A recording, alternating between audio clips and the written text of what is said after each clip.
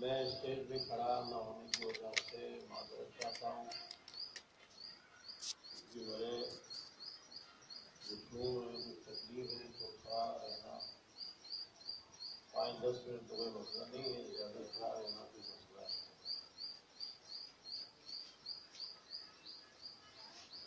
اس کے علاوہ کل سے طبیعت خراب ہے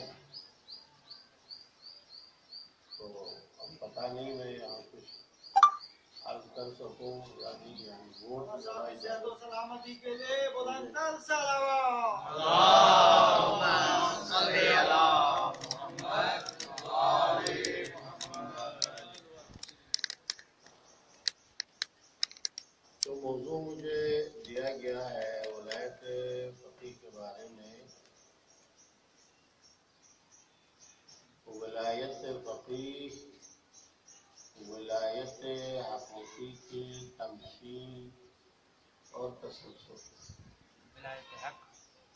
ولایت حق کا تسلسل، حقہ وہی ولایت حقیقی، ولایت حقہ کی تمثیل و تسلسل۔ بہت اچھا موضوع ہے۔ تمثیل کے معنی ہے عربی میں نمائندگی، تو مطلب یہ ہوگا ولایت فقیہ، ولایت حقہ اور ولایت حقیقی کی نمائندگی حاصل ہے۔ یہ خود ساختہ ولایت نہیں ہے، کسی نے اپنی خواہش کے مطابق اسے نہیں بنایا۔ اب ولایت حقہ یا ولایت حقیقی کے بارے میں بھی کل گزارش کروں گا۔ تو جس کو یہ ولایت حقہ حاصل ہے یا ولایت حقیقی حاصل ہے، اسی نے انسانی معاملات چلانے کے لیے ولایت فقیہ کو بھی بنایا ہے، وہ بھی دیا ہے۔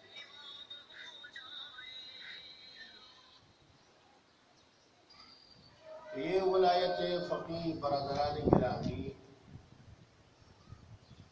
بعض افراد اس سے کچھ حساسیت و الرجی محسوس کرتے ہیں، یہ ایسا نہیں ہوتا۔ ولایت فقیہ ایک نعمت الہی ہے، زبان غیبت۔ امام خمینی قدس سرہ نے فرمایا ایک وقت، ولایت فقیہ اللہ کی طرف سے تحفہ ہے۔ کچھ سمجھنا چاہیے کہ تحفہ کیسا ہے اور یہ نعمت کیسی ہے۔ جب انسان نعمت میں ہوتا ہے، ایک عام جو ہے نا رویہ ہے، جب نعمت میں انسان ہوتا ہے تو انواع و اقسام نعمت کی قدر نہیں کرتا۔ جب وہ نعمت چھن جاتی ہے اس وقت انکار، افسوس، ایک وقت میرے پاس وہ تھا، میرے پاس وہ تھا، میرے پاس وہ تھا، اور نعمتیں تھی، اب سب ختم۔ اب سیدھے کو بھی کرنا ہے۔ حقیقت میں یہ ایک ایسی نعمت ہے جو اللہ تعالیٰ نے انسانی معاشرہ چلانے کا جو نظام بنایا تھا، یہ اس نظام کا تسلسل ہے۔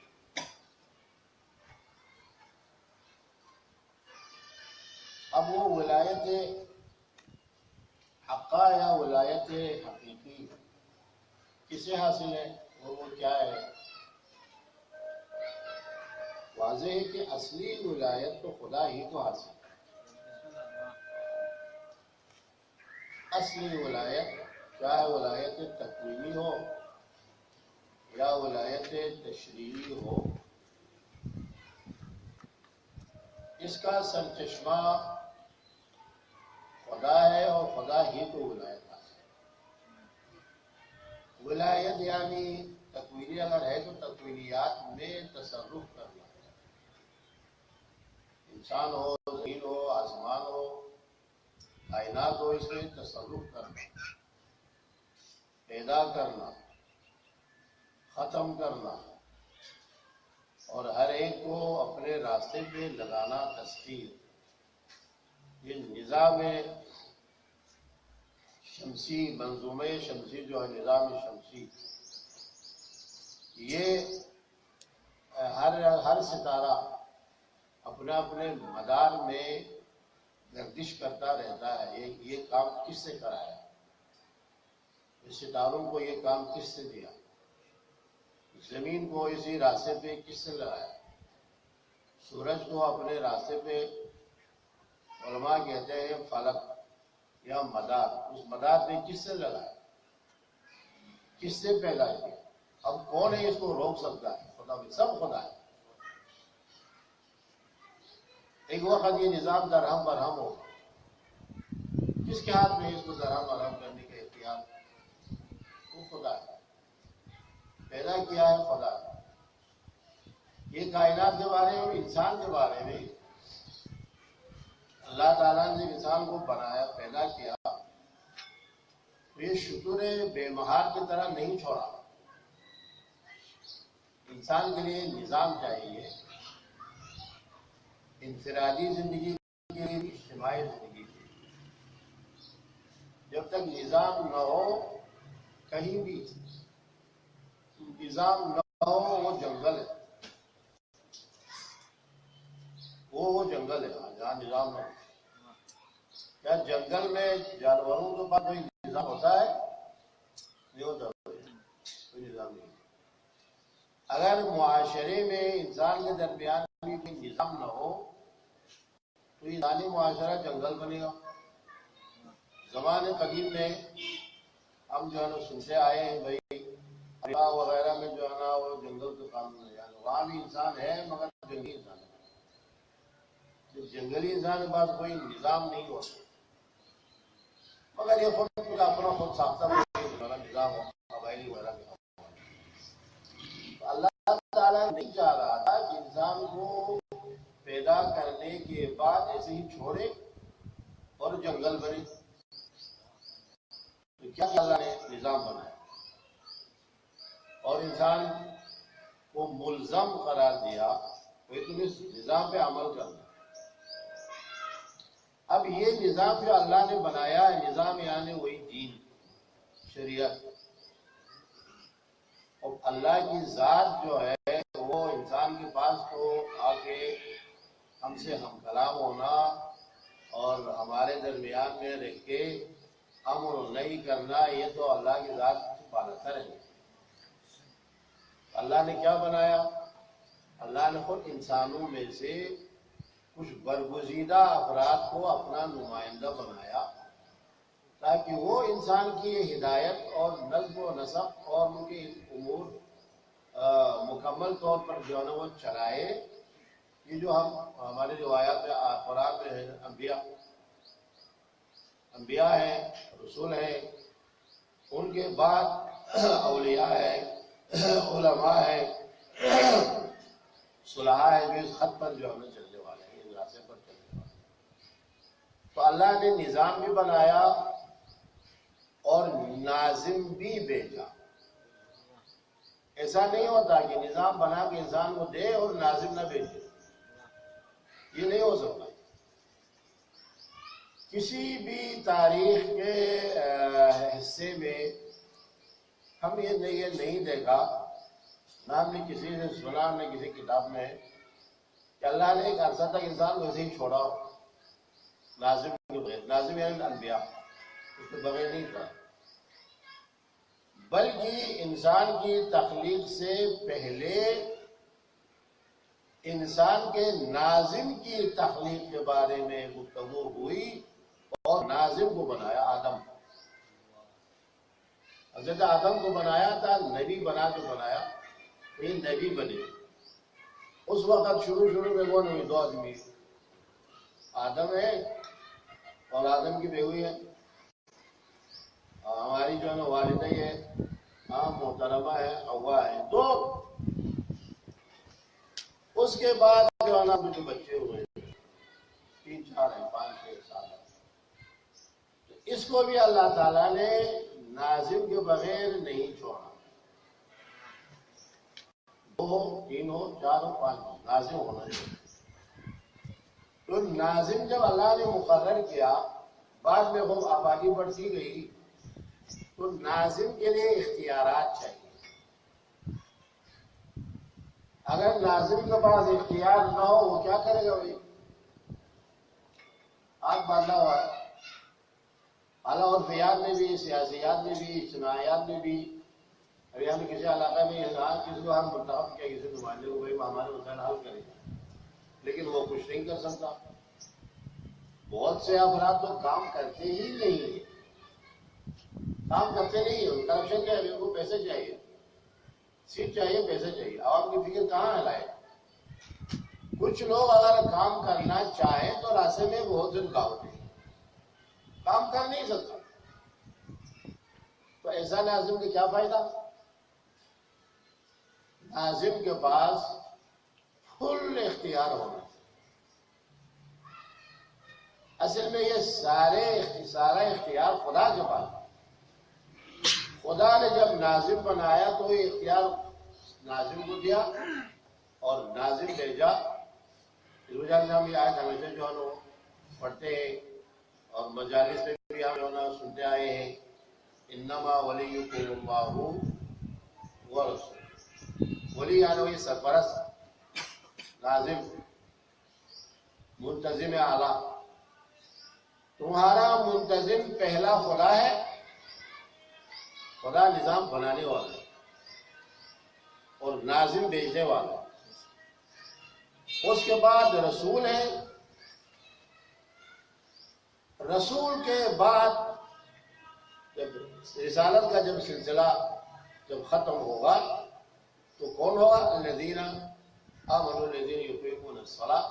اور یہ روایت کے حوالے سے حضرت امیر المومنین صلوات اللہ علیہ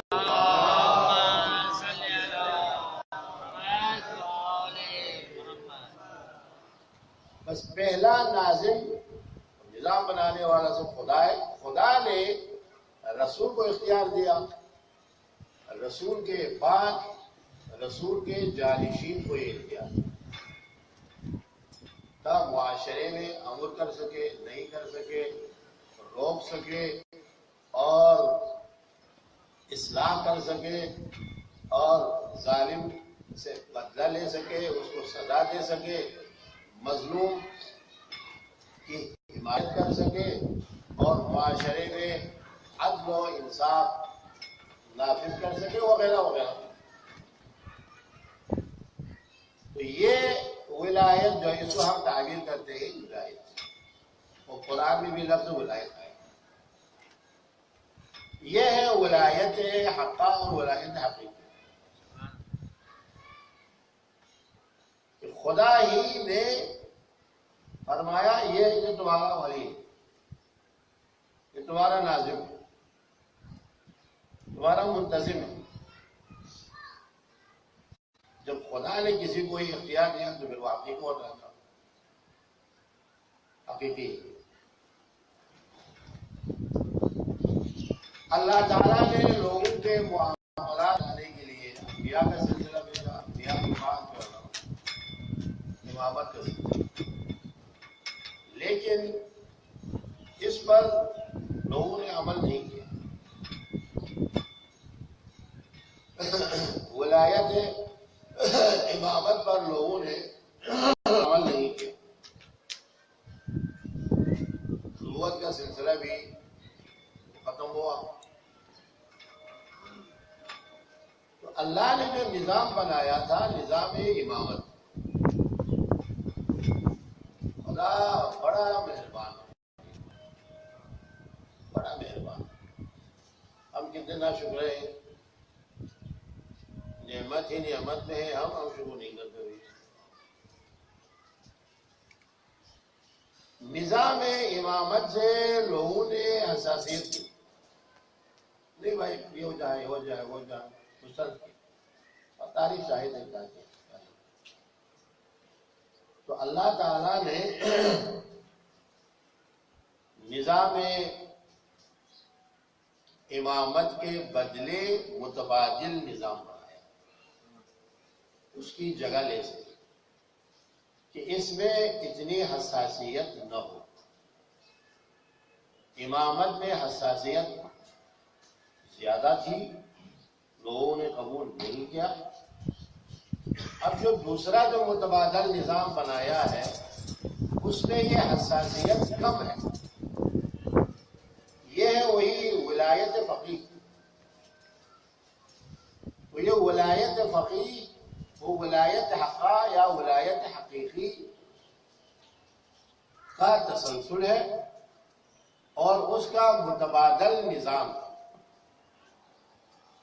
اور اللہ عالم بالغیب ہے، ازل سے جو ہے اللہ جانتا ہے اس نظام کو، نظام ولایت کو مسترد کرنے والے اگر زیادہ ہیں لوگوں میں، لیکن اس کو ماننے والے بھی ہیں۔ ایسا نہیں کہ کسانوں کو سرد کیا، ماننے والے، لیکن مصلحت الہی، حکمت الہی کا یہ تقاضا ہوا کہ امام پردے غیبت میں رہے اور آخر الزمان آخر الامر امام کا ظہور ہو، اور نظام امامت کی روشنی میں اہداف الہی، اہداف انبیاء اور اہداف دین آدم سے خاتم تک ان اہداف کو نافذ کر سکے۔ اس کے لیے معمولی انسان سے کام نہیں ہو سکتا، عام انسان سے کام نہیں ہو سکتا۔ اس کے لیے ایک مضبوط اور بڑی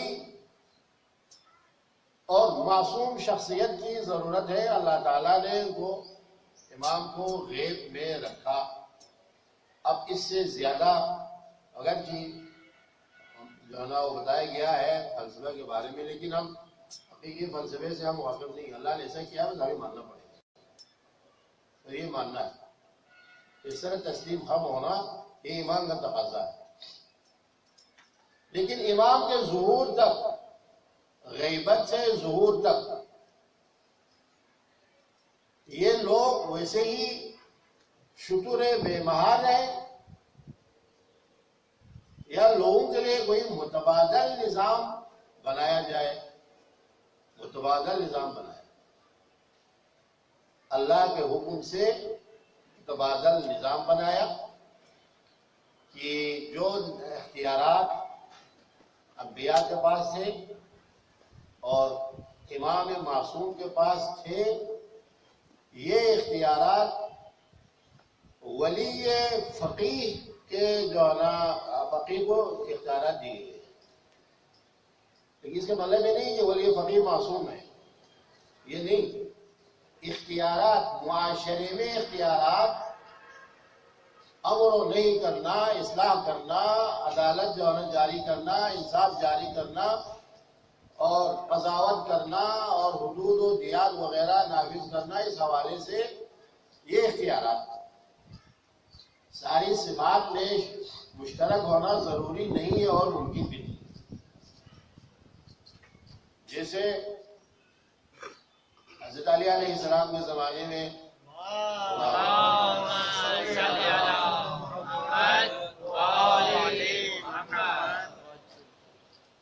اسلامی حکومت کا رقعہ جو ہے دائرہ بڑا وسیع تھا، تو ہر شہر میں، ہر ایک علاقے میں کوئی نہ کوئی گورنر، عامل اس وقت گورنر طریقہ تھا وہ بھیجنا۔ مالک اشتر کو مصر بھیجا، ابن عباس کو بصرہ بھیجا، عثمان ابن حنیف کو بعد میں بصرہ بھیجا۔ اس طریقے سے ہر حال جو ہے نا شہر میں کسی کو نمائندے کے طور پر بھیجا۔ ان کے پاس سارے اختیارات کہ اپنے شہر میں، اپنے علاقے میں ناظم ہے اور اصلی مرکز کا نمائندہ ہے، تو سارے اختیارات کے پاس لوگوں کے معاملات میں ظالم سے مقابلہ کرنا ہے، مظلوم کی حمایت کرنا ہے، عدل و انصاف نافذ کرنا ہے، ملک کا دفاع کرنا ہے، اسلام کا دفاع کرنا وغیرہ وغیرہ، ایک تسلسل ہے، یہ ان کے پاس ہے اختیارات۔ اب زمان غیبت میں یہ سارے اختیارات ولی فقیہ کے پاس ہیں، یعنی وہ ولی، وہ فقیہ جو جامع الشرائط ہو اور عالم ربانی ہو۔ عالم ربانی ہوئے بغیر وہ جامع الشرائط بھی نہیں بن سکتا۔ عالم ربانی یعنی وہ عالم جس کا تعلق صرف خدا سے، صرف رب سے تعلق، دنیاوی معاملات، ذاتی معاملات اور مادی معاملات، کوئی شے اور کوئی خصوصیت اس حوالے سے اللہ سے اس کے رابطے کو نہیں کاٹ سکتا، وہ عالم ربانی۔ یہ لفظ عالم ربانی علماء ربانی قرآن میں آیا ہے، علماء اس سے تمانا کرتے ہیں۔ عالم ربانی ہے، اس کا تعلق خدا ہی سے بس، حتیٰ مرجع بننے کی خواہش بھی نہ ہو، عالم بننے کی خواہش بھی نہ ہو، حکومت کرنے کی خواہش نہ ہو، بس ایک ذمہ داری سمجھ کے کرنا ہے، سارا کام خدا کے لیے کرنا ہے، جو کسب کیا ہے، سیکھا ہے، وہ بھی خدا کے لیے، جو علم حاصل کیا ہے وہ بھی خدا کے لیے، اب یہ علم خرچ کرنا ہے وہ بھی خدا کے لیے، اس مقام پر آنا ہے اور معاشرے میں امر نہیں کرنا ہے یہ بھی خدا کے لیے۔ اپنے لیے کوئی بھی جو ہے زاویہ اپنے لیے وہ نہیں رکھتا، یہ عالم ربانی۔ ایسا عالم ربانی ہونا بہت مشکل، بہت مشکل۔ اسی لیے امام حسن عسکری علیہ السلام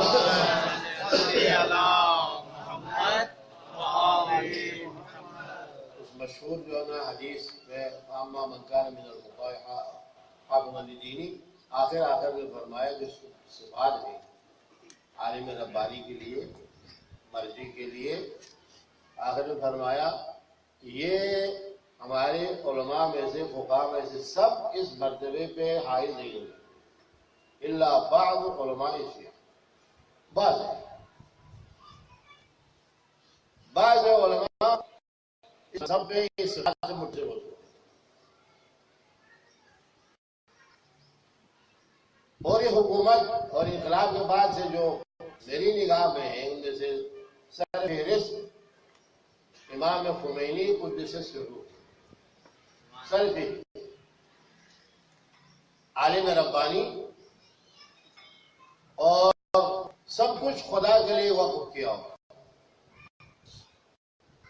اب امام خمینی کے بعد ابھی رہبر معظم عبداللہ خامنئی قدس سرہ ہے کہ اس منصب پر جو ہے نا حائز ہے، حائز تو ولایت فقیہ، ولایت حقہ اور ولایت حقیقی کا تسلسل۔ میں ایک اور پہلو آپ کے سامنے پیش کرنا چاہوں گا، وہ ہے تاریخی، شاید اس میں ہمارے لیے فائدہ زیادہ ہو۔ یہ تسلسل کہاں شروع ہوا، یعنی رسمی طور پر ولایت فقیہ کا سلسلہ کہاں سے شروع ہوا؟ روایت کے حوالے سے تو حضور اکرم صلی اللہ علیہ وآلہ وسلم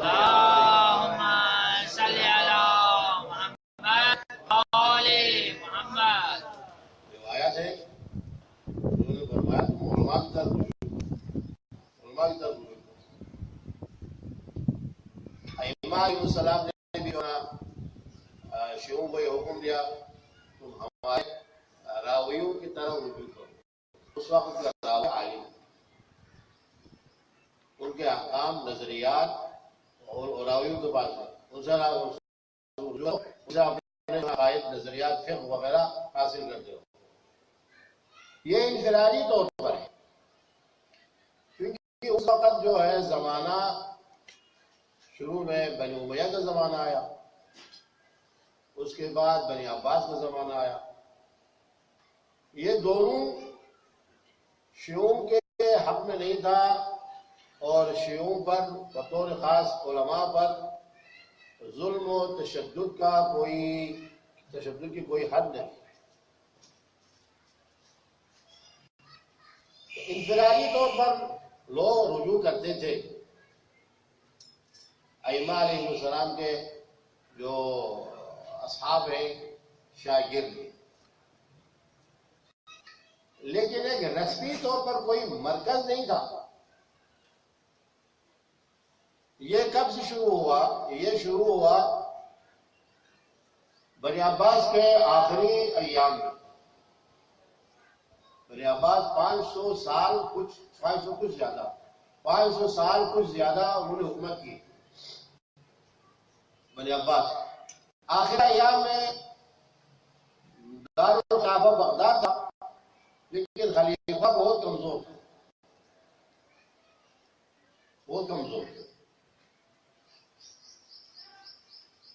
ایران جو موجودہ ایران ہے وہاں کی مرکزی حکومت نہیں تھی. وہاں ہر علاقے میں ملوک طائفی،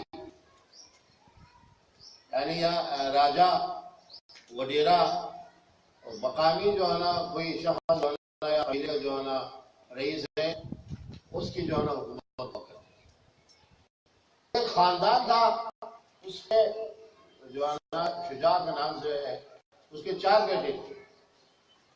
ان 4 بیٹوں نے مختلف علاقوں سے وہاں ایک لشکر جمع کیا، کیونکہ ایران میں کوئی مرکزی حکومت تو نہیں ہے، تو آزاد ہے، ادھر سے بھی لوگ ادھر سے بھی. ایک لشکر تیار کیا، پھر یہ لشکر بغداد کی طرف روانہ ہوا حملہ کرنے کے لیے. تو بغداد پر حملہ ابھی ہوا نہیں تھا، باہر تھا. تو خلیفہ کی طرف سے قاصد آیا، اور یہ جو شجاع کے جو اولاد ہیں ان کے درمیان میں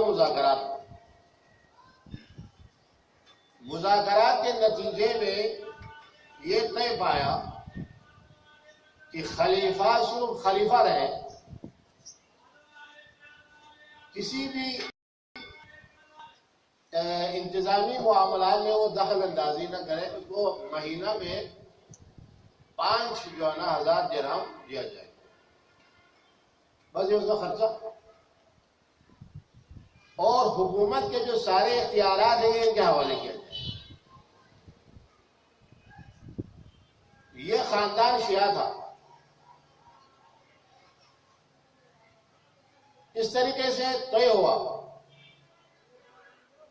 تو بغداد پر جو ہے نا عملی میدان میں ان کا قبضہ ہوا. بادشاہ خلیفہ بھی وہاں ہے اس وقت.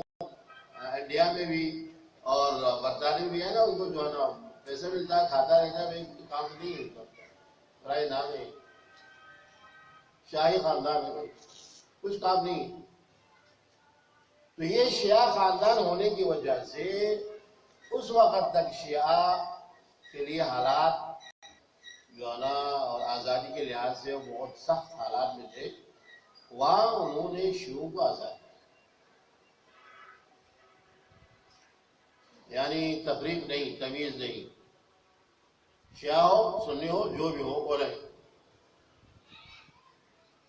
کسی پر تشدد نہ ہو، مذہبی جو ہے نا فرقہ واریت وغیرہ نہ ہو.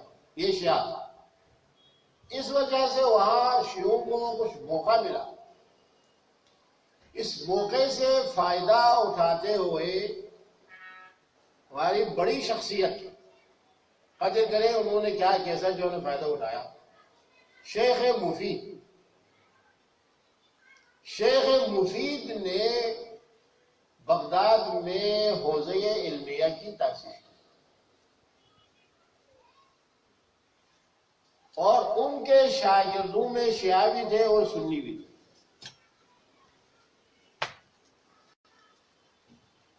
اور اس حوالے سے شیخ مفید کے شاگردوں میں سے مشہور سید عالم الہدیٰ بھی ہیں اور مشہور شیخ طوسی بھی ہیں، نجف اشرف کا مؤسس، حوزہ علمیہ کا مؤسس. حبیب خدا کتب الانبیاء بلند تر صلوات. اللهم صل على محمد وآل محمد و آل محمد بلند تر صلوات. اللهم صل على محمد وآل محمد. تو شیخ مفید اس وقت شیعوں کا مرجع اور حوزہ علمیہ کا مرجع، علمی مرجع اور شیعوں کا مرجع سے تعارف ہوا. اور دور دراز علاقوں سے شیخ مفید کے لیے سوالات آتے تھے، پوچھتے تھے شیخ مفید بعنوان مرجع. یہاں سے رسمی طور پر ولایت فقیہ کا آغاز ہوا. رسمی طور پر شیخ مفید کے بعد سید مرتضی عالم الہدیٰ، ان کے بعد شیخ طوسی. شیخ طوسی کے زمانے میں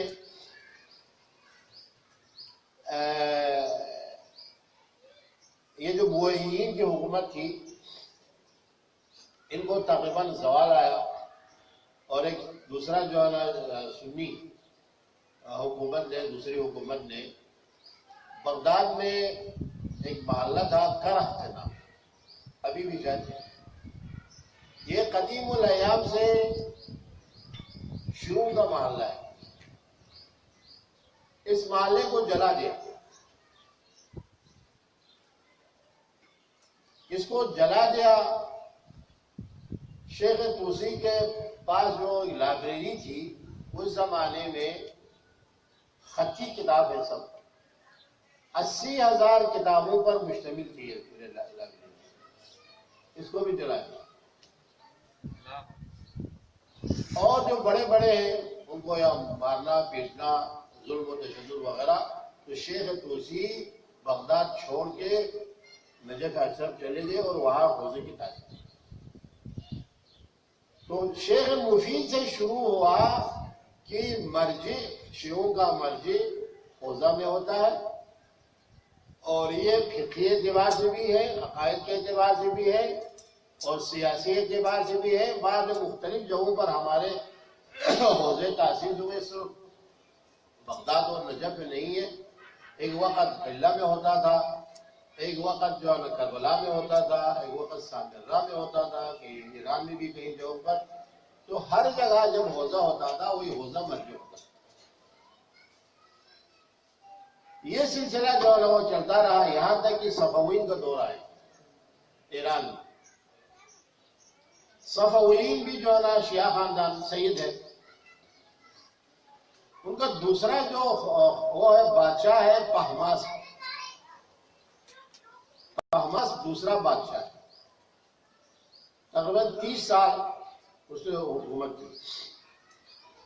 اس وقت لبنان وغیرہ سے علماء شیعہ بعد کے ایران جاتے، وہاں ظلم کی وجہ.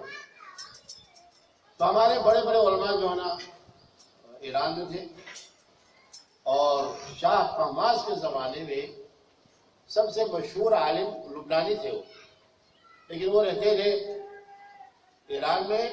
محقق نام ہے محقق کرکی. کرک یعنی لبنان میں ایک جگہ ہے اس کا نام ہے. تو شاہ طہماسب نے فرمان جاری کیا کہ یہ حکومت اور یہ منصب میرا نہیں ہے، یہ منصب فقہا کا ہے. اور اس فرمان میں امام صادق علیہ السلام کا کلام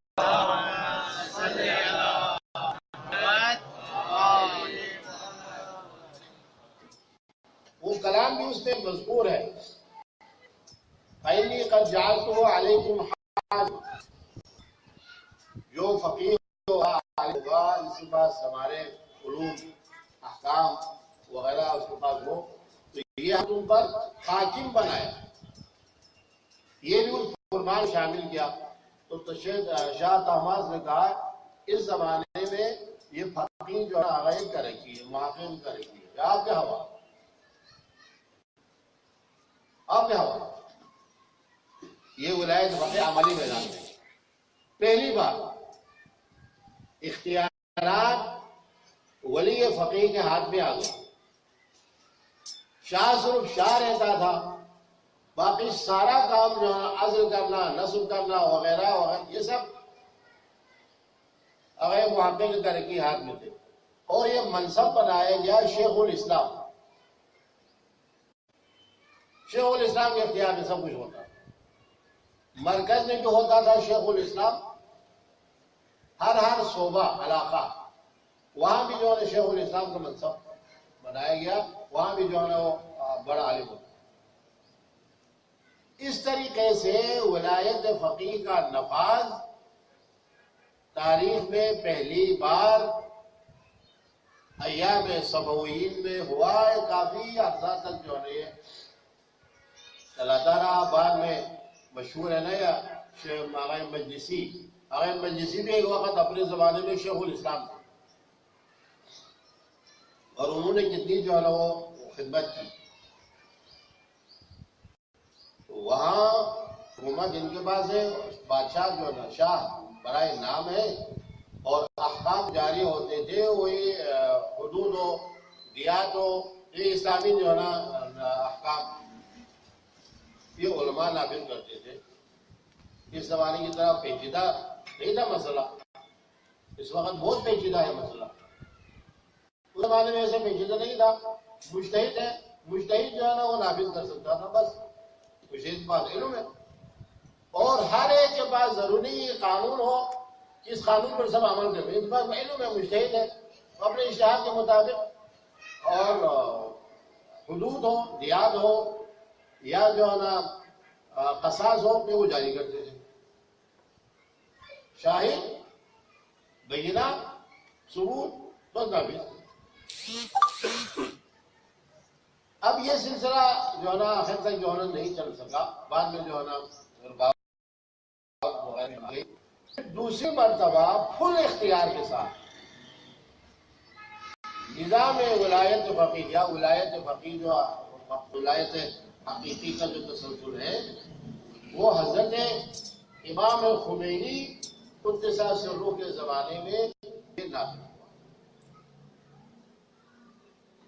لیکن اس کے ساتھ بھی جو ہے نا حساسیت اور مخالفت شروع سے جو ہے ابھی تک جو ہے جاری۔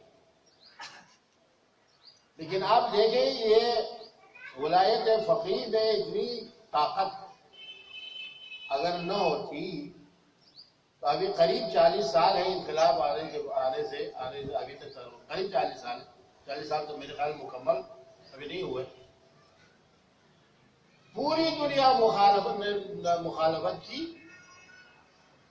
عراق میں جنگ مسلط تھی اس وقت، ساری دنیا ایک طرف ہے وہ ایران ایک طرف،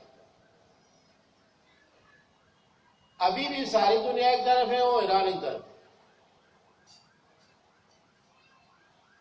لیکن جہاں جہاں مقابلہ ہوتا ہے اللہ کی جو نعمت ہے اور رحمت ہے، قدرت ہے، بھائی ان کی جو ہے نا وہ کامیابی ہوتی ہے۔ اس کے پیچھے نظام کے پیچھے سپر پاور موجود ہے جو کسی کے پیچھے نہیں۔ یہ سپر پاور خدا ہے۔ امریکہ کے پاس اسلحہ ہے لیکن خدا کہاں ہے؟ خدا نہیں ہے۔ سعودی عرب کے پاس تیل ہے، بھائی اسلحہ کا امریکہ کا غلام ہے لیکن خدا نہیں ہے۔ دوسری طاقتوں کے پاس بھی خدا نہیں ہے، مادیات ہے، لیکن خدا کے مقابلے میں مادیت کیا چیزیں رکھتی ہے بھائی؟ کیا حیثیت رکھتی ہے بھائی مادیت؟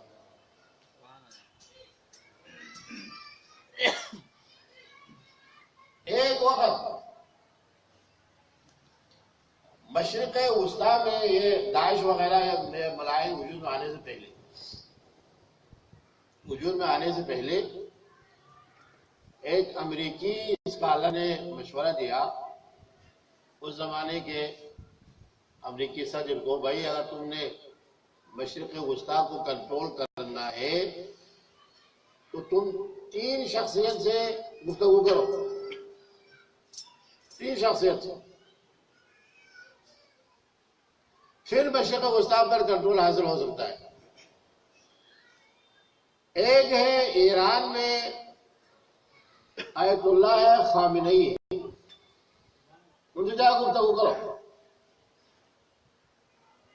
تم ان کے مقابلے میں آتے ہو تم کامیاب نہیں ہوگے۔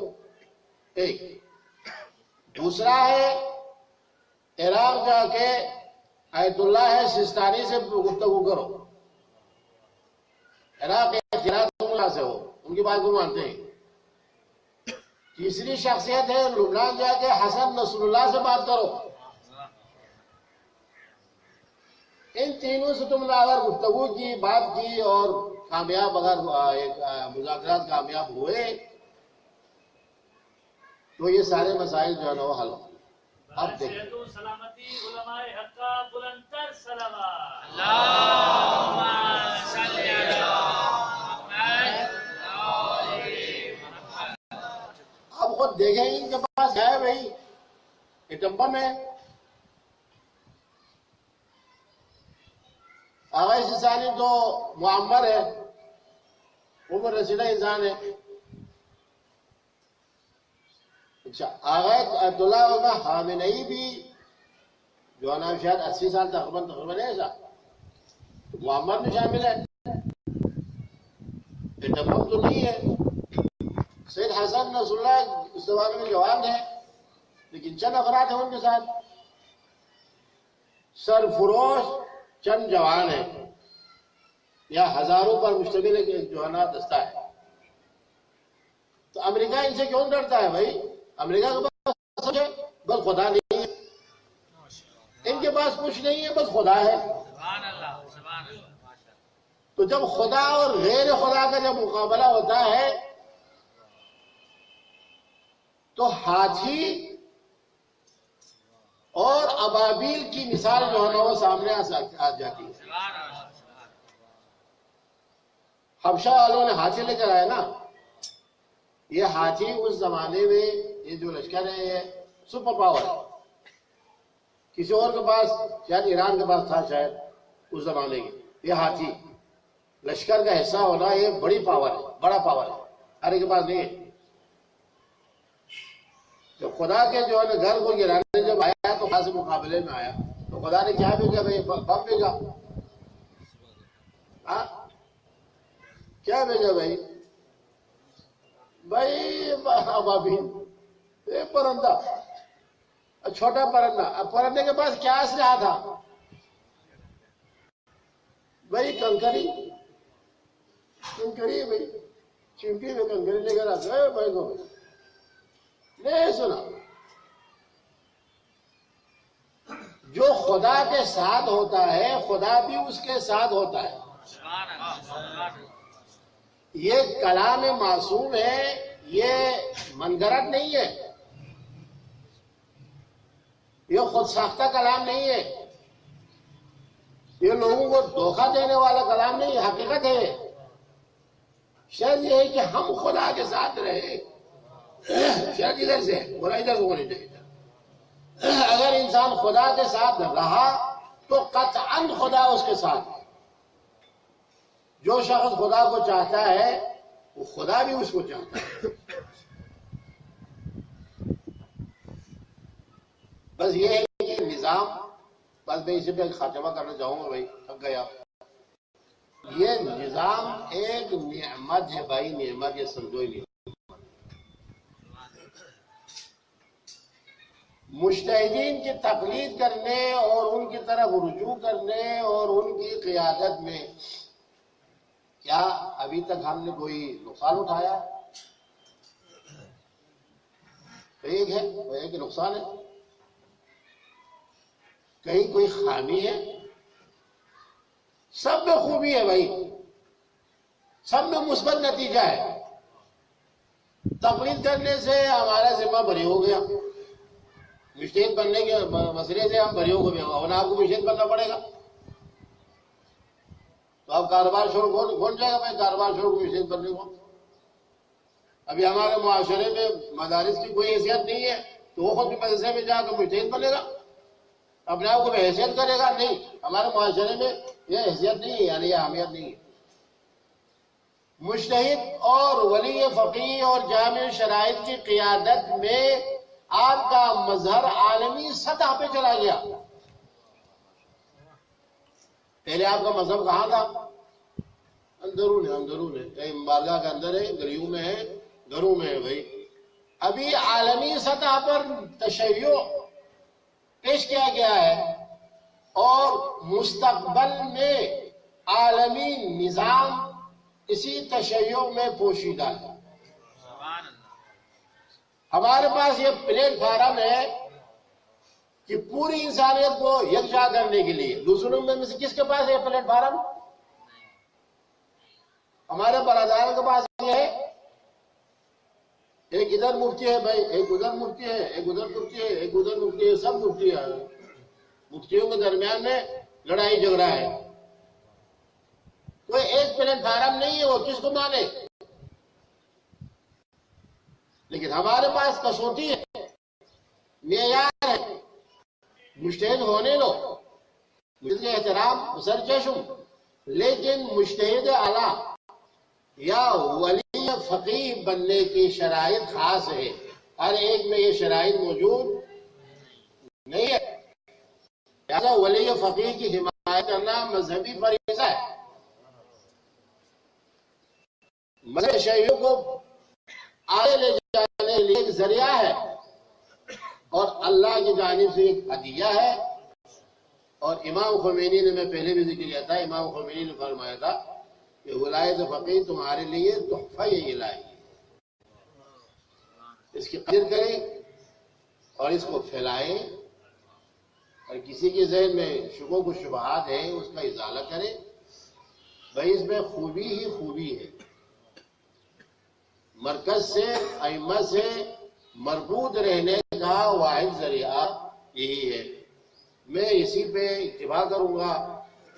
اللہ تعالیٰ سے 10 بار دعا ہوں کہ آپ سب کو اور ہمارے عسکریہ کے جوانان جو ہے ہمیشہ اس پروگرام چاہے یہاں یا جو وہاں جو کرتے رہتے، اللہ تعالیٰ ان کی توفیقات میں مزید اضافہ فرمائے، اور ہم سب کو راہ حق پر چلنے کی توفیق عنایت۔